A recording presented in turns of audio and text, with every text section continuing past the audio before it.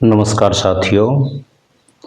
UPSC, BPSC, BSSC, SSC, railway, BPSC, TRE जैसी परीक्षाओं में सफलता पाने के लिए एनसीईआरटी एक आधार पुस्तक है और इसका अध्ययन सबसे ज़रूरी है। इसलिए एनसीईआरटी को रटना छोड़िए और समझना शुरू करिए। आइए इस सीरीज में हम दूसरे टॉपिक संसाधनों के वर्गीकरण के तरफ बढ़ते हैं। ये शर्त है कि हम आपको एनसीईआरटी केवल पढ़ाएंगे नहीं बल्कि सीधे दिमाग में छाप देंगे। कोई भी गवर्नमेंट एग्जाम सवाल एनसीईआरटी से ही आते हैं, इसका मैं प्रमाण भी दूंगा। तो आइए हम जीरो से आपको हीरो बनने तक के सफ़र की शुरुआत कराते हैं। टॉपिक है दूसरा हमारा आज का संसाधनों का वर्गीकरण। आप संसाधनों के वर्गीकरण में देखेंगे, संसाधनों को वर्गीकृत किया गया है उत्पत्ति के आधार पर जैव और अजैव घटक में, और समाप्यता के आधार पर नवीकरण योग्य और अनवीकरण योग्य, और स्वामित्व के आधार पर व्यक्तिगत, सामुदायिक, राष्ट्रीय और अंतर्राष्ट्रीय, और विकास के स्तर के आधार पर संभावी विकसित भंडार और संचित कोष के रूप में। संभावी विकसित भंडार और संचित कोष के रूप में। अब देखिए कि इसके नीचे एक चार्ट बना के आपको टेबल फॉर्म में दिया गया है। इस चार्ट में संसाधन को प्राकृतिक और मानवीय में बांटा गया है। प्राकृतिक क्या है भाई? तो जिस संसाधन को हम सीधे ही कहाँ से, प्रकृति से प्राप्त करते हैं, कहाँ से, प्रकृति से प्राप्त करते हैं, वो प्राकृतिक होगा। और प्राकृतिक को नवीकरण योग्य और अनवीकरण योग्य दो तरह के संसाधन में बांटा जाता है। लेकिन जब आप इस वर्गीकरण में देखेंगे तो नवीकरण योग्य और अनवीकरण योग्य जो संसाधन है वो समाप्यता के आधार पर वर्गीकृत है। तो प्राकृतिक संसाधन जो है हमारे, वो नवीकरणीय और अनवीकरणीय होते हैं। किस आधार पर? तो समाप्यता के आधार पर। गौर करिएगा कि नवीकरण योग्य संसाधन अर्थात रिन्यूएबल रिसोर्सेज किसको कहते हैं? वे संसाधन हैं जो कभी समाप्त नहीं होते और दोबारा से बन जाते हैं, जिन्हें भौतिक, रासायनिक या यांत्रिक प्रक्रियाओं द्वारा क्या किया जाता है? पुनः उत्पन्न किया जा सके। जैसे सौर ऊर्जा, पवन ऊर्जा, जल, वन, वन्य जीवन, ये सभी नवीकरणीय हैं। ये सभी नवीकरणीय हैं, रिन्यूएबल हैं। इसमें एक आता है सतत प्रवाह। ये देखिए, सतत प्रवाह संसाधन क्या होगा? ये सतत प्रवाह संसाधन, तो जैसे आप देखिए हवा है, पवन जिसको बोलते हैं, पानी है, ये सब जो है प्रवाहित होते रहता है और इसकी पूर्ति होते रहती है, इसलिए इसको सतत प्रवाह संसाधन कहते हैं। और ये नवीकरणीय संसाधन है। और नवीकरणीय संसाधन क्या है भाई? नॉन रिन्यूएबल रिसोर्सेज क्या है? तो इनका जो है ये संसाधन बहुत सीमित मात्रा में प्रकृति में मौजूद हैं और एक बार ख़त्म होने पर इसको बनने में लगभग लाखों करोड़ों वर्ष लग जाते हैं, इसलिए इसको अनवीकरणीय कहते हैं। मतलब इनका विकास जो है एक लंबे भूवैज्ञानिक अंतराल में होता है, जिसको लाखों वर्ष कह सकते हैं हम। एक बार उपयोग के साथ खत्म हो जाते हैं।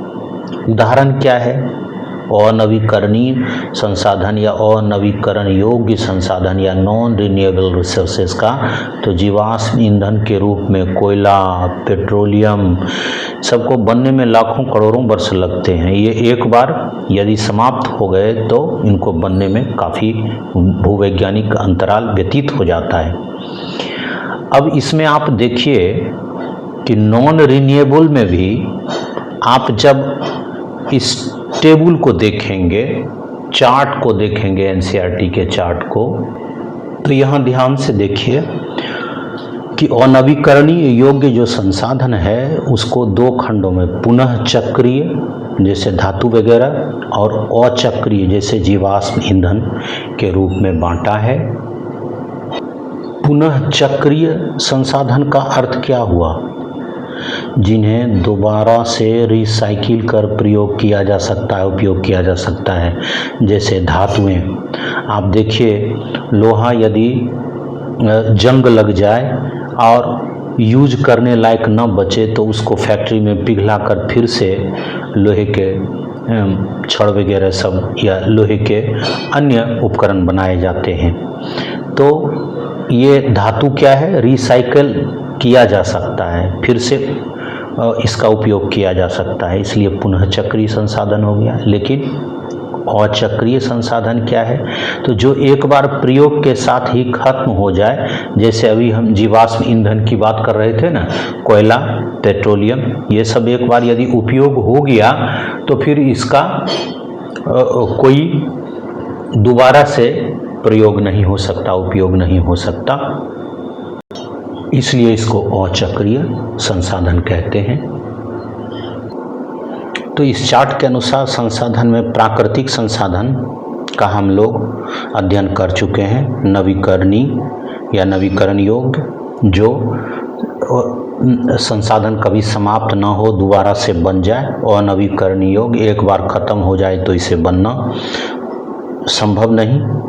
आप नवीकरणीय में आप देखिए, नवीकरणीय जो है वो सतत प्रवाह वाले होते हैं और जैव होते हैं।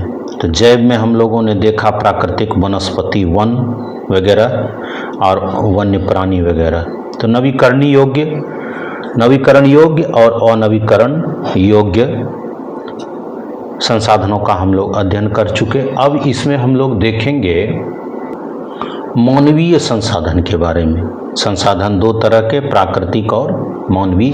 प्राकृतिक का अध्ययन हम लोगों ने किया। अब मानवीय आप ऐसा जान रहे हैं, पिछली इकाई का यदि आपने अध्ययन, पिछले टॉपिक का अध्ययन किया होगा, तो मानवीय मनुष्य स्वयं भी एक महत्वपूर्ण संसाधन है, जो प्रकृति में जो ये प्राकृतिक संसाधन जो हैं, इन पदार्थों को मूल्यवान पदार्थों में बदलने की हैसियत रखते हैं। तो मानवीय संसाधन जो है वो दो तरह के होते हैं, संरचनात्मक अर्थात संरचनाएं एवं संस्था। क्या हुआ इसका मीनिंग? जैसे स्कूल, अस्पताल, ये सारी चीज़ें जो बनाई जाती है तो ये संसाधन के रूप में है, और कई मानव ने इसको बनाया, तो ये संरचनाएं एवं संस्था मानवीय संसाधन के रूप में है। और फिर मात्रा एवं गुणवत्ता। तो मात्रा एवं गुणवत्ता क्या है इसमें? तो जैसे जनसंख्या हुआ, और जनसंख्या में पाए जाने वाली जो क्वालिटी है, लोगों के बीच मौजूद जो कौशल है, संसाधन को उपयोगी बनाने में परिवर्तन करने का कौशल, उसको गुणवत्ता बोलते हैं। तो ये सब तमाम संसाधन मानवीय है। अब हम लोग संसाधनों के वर्गीकरण में जो 4 खंड हैं उसका अध्ययन करेंगे। पहला है उत्पत्ति के आधार पर। उत्पत्ति के आधार पर संसाधन दो तरह के होते हैं, जैव और अजैव। जैव और अजैव। आप देखिए, उत्पत्ति के आधार पर on the basis of origin, जैव संसाधन बायोटिक रिसोर्स, अजैव संसाधन एबायोटिक रिसोर्स है। जैव संसाधन किसको कहेंगे भाई? तो इनमें जीवन व्याप्त होता है, जीवन मौजूद रहता है और इनकी प्राप्ति जीव मंडल से होती है। इसमें मनुष्य आते हैं, जीव है इनमें, वनस्पति जात मतलब पेड़ पौधे वन जंगल, ये इसमें भी जीव है, तो ये भी जैव संसाधन होंगे। प्राणी जात जंगलों में रहने वाले या अन्य प्राणी जात में ही भी मनुष्य भी आते हैं। पशुधन, इस सब में जीव मौजूद है, इसलिए जैव संसाधन।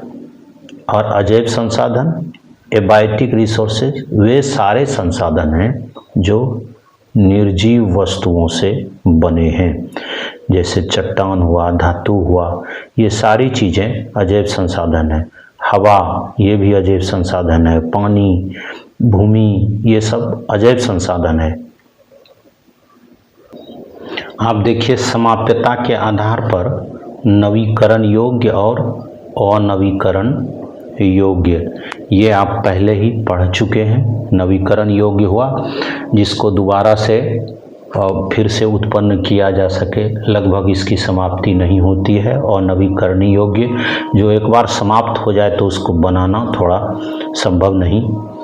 तो अब हम लोग देखेंगे स्वामित्व के आधार पर संसाधन, जो व्यक्तिगत होते हैं, सामुदायिक होते हैं, राष्ट्रीय होते हैं और अंतरराष्ट्रीय होते हैं। देखिए अब कि व्यक्तिगत संसाधन क्या है भाई, इंडिविजुअल रिसोर्सेस क्या है।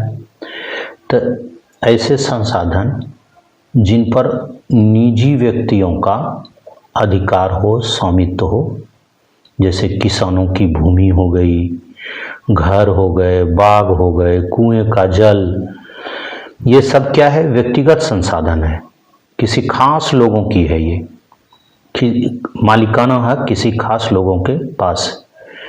ये स्वामित्व के आधार पर जो संसाधनों का विभाजन है उसमें आता है। अब सामुदायिक संसाधन क्या है, कम्युनिटी ओनर्ड रिसोर्सेस, तो ये है, ये इसमें समाज के सभी सदस्यों के लिए ये संसाधन उपलब्ध रहते हैं। जैसे अब देखिए एग्जाम्पल से हम लोग, तो ये शमशान भूमि, इस पर समाज के सभी लोगों का अधिकार है। तालाब, इस पर समाज के सभी लोगों का अधिकार है। सार्वजनिक पार्क, खेल के मैदान, इन चीज़ों पर समाज के सभी सदस्यों का अधिकार होता है, इसलिए इसको सामुदायिक संसाधन बोलेंगे। स्वामित्व के ही आधार पर आप देखेंगे, एक होता है राष्ट्रीय संसाधन, नेशनल रिसोर्सेज किसी भी देश की। तो तकनीकी रूप से देश में पाए जाने वाले सारे संसाधन राष्ट्रीय हैं। देश की सरकार को कानूनी अधिकार होता है कि वह जनहित में व्यक्तिगत संसाधनों का भी अधिग्रहण कर ले। आप देखते होंगे कि एनएच वगैरह सब बनाने के लिए या कहीं रेल की पटरी बिछाने के लिए आम आवाम से भी, किसानों से भी सरकार भूमि अधिग्रहण कर लेती है। तो ये अधिग्रहित भूमि राष्ट्रीय संसाधन के रूप में जाना जाएगा। अब देखिए, राष्ट्रीय संसाधन के रूप में आप क्या देखते हैं एग्जाम्पल में, तो सारे खनिज, जल संसाधन, देश की सीमा में जो जल पाए जाते हैं वो, वन, वन्य जीवन और राजनीतिक सीमाओं के भीतर की जो पूरी भूमि है, राजनीतिक सीमाओं के भीतर की जो पूरी भूमि है, जैसे आप इस मैप को देखिए, ये एक राजनीतिक मैप है और इस मैप के अंदर जितनी भी भूमि है उस पर भारत सरकार का अधिकार है, इसलिए इसको राष्ट्रीय संसाधन माना जाएगा। इसके अंदर जो भी चीज़ें पाई जाती है वो राष्ट्रीय संसाधन के अंतर्गत है। आप देखिए कि राष्ट्रीय संपत्ति के रूप में समुद्री सीमा के अंतर्गत भी अपने देश भारत का संसाधन है।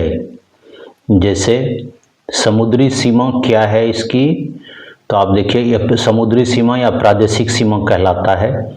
किसी देश के तट रेखा से 12 समुद्री मील लगभग 22.2 किलोमीटर होता है और एक समुद्री मील बराबर होता है 1.852 किलोमीटर।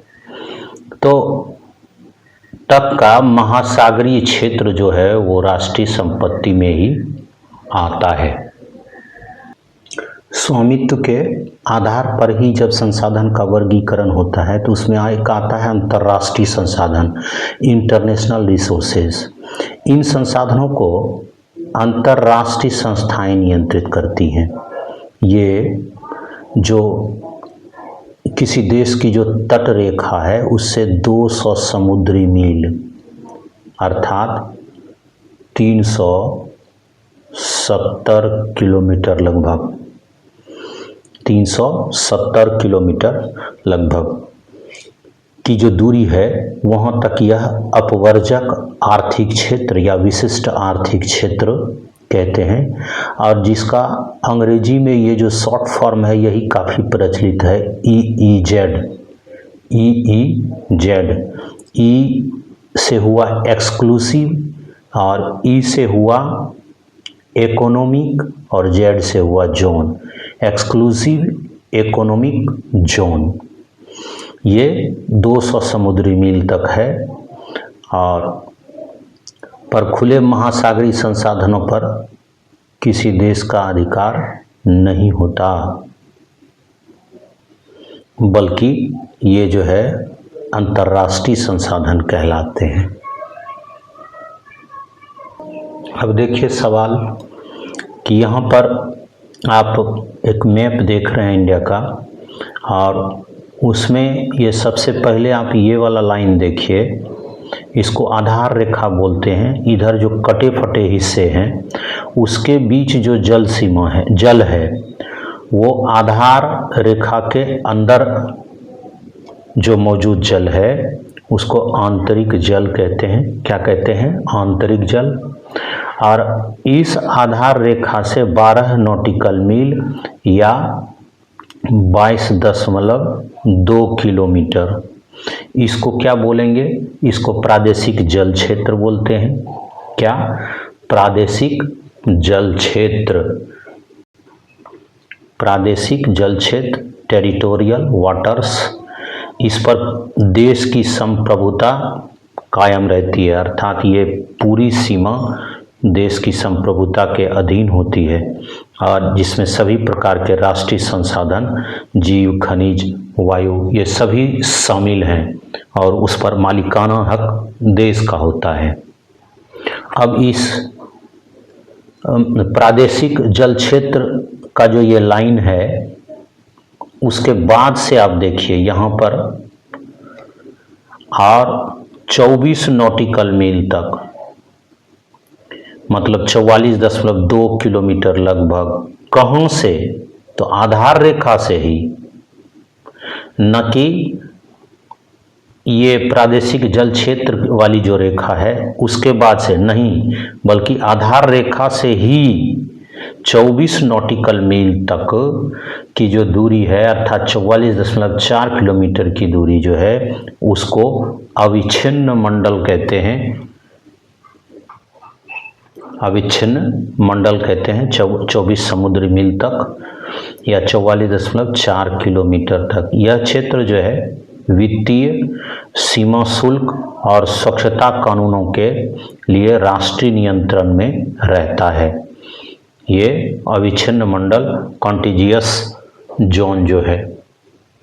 और यहाँ पर चित्र से आप देखें, आधार लाइन से 200 नॉटिकल मील अर्थात 370 किलोमीटर लगभग की दूरी तक का जो क्षेत्र है वह अनन्य आर्थिक क्षेत्र या EEZ कहलाता है। EEZ कहलाता है। कहाँ से?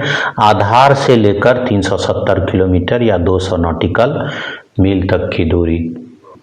और इसके बाद की जो जल सीमा है, जल क्षेत्र है, उसको अंतर्राष्ट्रीय माना जाता है, जहाँ सभी देशों को नौवहन, वैश्विक व्यापार आदि करने की स्वतंत्रता है। 1 नॉटिकल मील या समुद्री मील बराबर 1.852 किलोमीटर होता है। और उसके बाद उच्च समुद्र कहलाता है, हाई सी, उसके बाद का क्षेत्र जिस पर सभी देशों का अधिकार है। और अंत में विकास के स्तर के आधार पर जो संसाधन को वर्गीकृत किया गया है उसमें आता है संभावी संसाधन, विकसित भंडार और संचित कोष।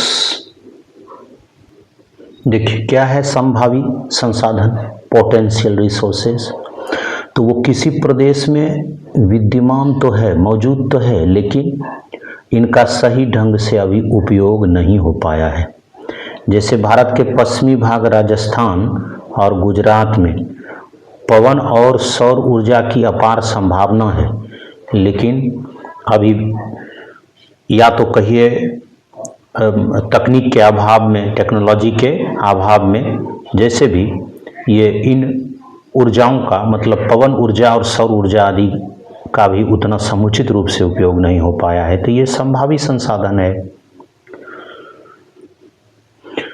विकसित संसाधन क्या है, डेवलप्ड रिसोर्सेज क्या है, तो जिनका सर्वेक्षण तो किया जा चुका है और उनके उपयोग की गुणवत्ता और मात्रा निर्धारित भी हो चुकी है कि क्या क्वालिटी है इस संसाधन का और कितने मात्रा में यह संसाधन मौजूद है, इसका सर्वे का काम पूरा हो गया है। तो ये विकसित संसाधन, डेवलप्ड रिसोर्सेज कहलाएंगे।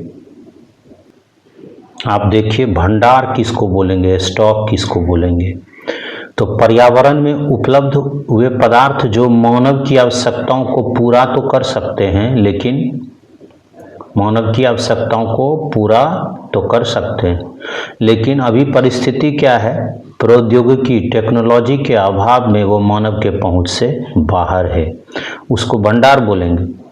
उदाहरण लीजिए कि जल, 2 ज्वलनशील गैसों हाइड्रोजन और ऑक्सीजन का यौगिक है जल, हाइड्रोजन और ऑक्सीजन के मिलने से बना है और जल का पर्याप्त भंडार है हमारे देश में, जो ऊर्जा का मुख्य स्रोत बन सकता है, लेकिन अभी टेक्नोलॉजी के अभाव में ये भंडार के रूप में पड़ा हुआ है। तो ऐसे संसाधन को स्टॉक बोलेंगे, भंडार बोलेंगे।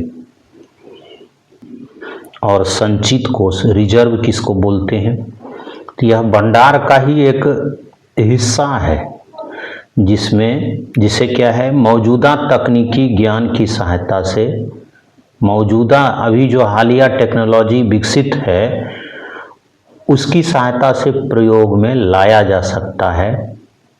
तो ये लाया जा सकता है, लेकिन इनका उपयोग अभी शुरू नहीं हुआ है, भविष्य की ये पूंजी है। तो जैसे बांधों में जल, वन आदि ये सभी रिजर्व कहलाते हैं, संचित कोष कहलाते हैं। अब आप यह प्रमाण देखिए कि एनसीईआरटी के लाइन से क्वेश्चन कैसे बनता है। सवाल एसएससी सीजीएल 2021 में पूछा गया है कि निम्नलिखित में से कौन सा संसाधन उत्पत्ति के आधार पर वर्गीकृत किया जाता है। तो अभी तुरंत आपने देखा एनसीईआरटी में संसाधनों का वर्गीकरण उत्पत्ति के आधार पर, देखिए जैव और अजैव के रूप में किया जाता है। उत्पत्ति के आधार पर संसाधनों का वर्गीकरण जैव और अजैव के रूप में किया जाता है। तो इसका आंसर क्या होगा, बी, जैव और अजैव संसाधन। अब सवाल नंबर 2 देखिए, पवन ऊर्जा और सौर ऊर्जा संसाधनों के किस वर्ग के अंतर्गत आते हैं। यह आरआरबी एनटीपीसी 2019 में पूछा गया है। पवन ऊर्जा और सौर ऊर्जा, आप ध्यान से देखिए, जब संसाधन का वर्गीकरण प्राकृतिक रूप में किया गया था तो उसमें एक नवीकरण योग्य है। प्राकृतिक संसाधन का वर्गीकरण नवीकरण योग्य और अनवीकरण योग्य में हुआ है। अब इसमें देखिए एक सतत प्रवाह है, इसमें पवन ऊर्जा और सौर ऊर्जा दोनों आते हैं। तो इसका सबसे सटीक आंसर क्या होगा? सी, नवीकरण योग्य और सतत प्रवाह संसाधन। पवन ऊर्जा, सौर ऊर्जा नवीकरण योग्य और सतत प्रवाह संसाधन कहलाते हैं। ये वाला क्वेश्चन देखिए बीपीएससी 67वीं में पूछा गया है 2022 में कि कोयला, पेट्रोलियम और प्राकृतिक गैस जैसे जीवाश्म ईंधन निम्नलिखित में से किस प्रकार के संसाधन के उदाहरण हैं? तो आइए इसको एनसीईआरटी में देखते हैं हम लोग। आप ध्यान से देखिए, संसाधन का जब वर्गीकरण प्राकृतिक और मानवीय में हुआ है तो प्राकृतिक का एक एग्जाम्पल अनवीकरणीय योग्य संसाधन भी है और उसका दो खंड है, पुनः चक्रीय और अचक्रीय। अचक्रीय में देखिए जीवाश्म ईंधन आता है और हम लोग यह जानते हैं कि कोयला, पेट्रोलियम पदार्थ ये सब जीवाश्म ईंधन है। तो इसका सीधा सा आंसर क्या होगा भाई? अचक्रीय तो है ही, अनवीकरण योग्य भी संसाधन है ये क्या? कोयला, पेट्रोलियम, प्राकृतिक गैस जैसे जीवाश्म ईंधन। तो बी आंसर हो गया इसका। अब आप देखिए, अपवर्जक आर्थिक क्षेत्र या विशिष्ट आर्थिक क्षेत्र एक्सक्लूसिव इकोनॉमिक जोन EEZ के संदर्भ में किसी देश की आधार रेखा से कितनी दूरी के बाद का महासागरीय क्षेत्र अंतर्राष्ट्रीय संसाधनों के अंतर्गत आता है?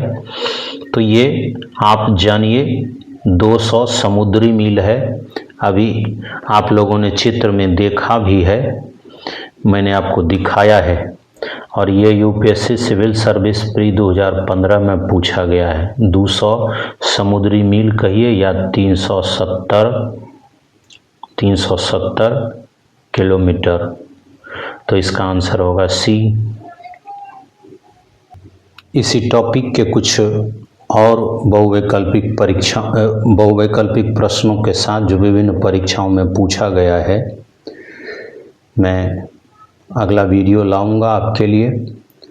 यदि ये छोटा सा प्रयास हमारा आपको अच्छा लगा हो तो चैनल को सब्सक्राइब करें, लाइक करें और दोस्तों में शेयर करें। धन्यवाद।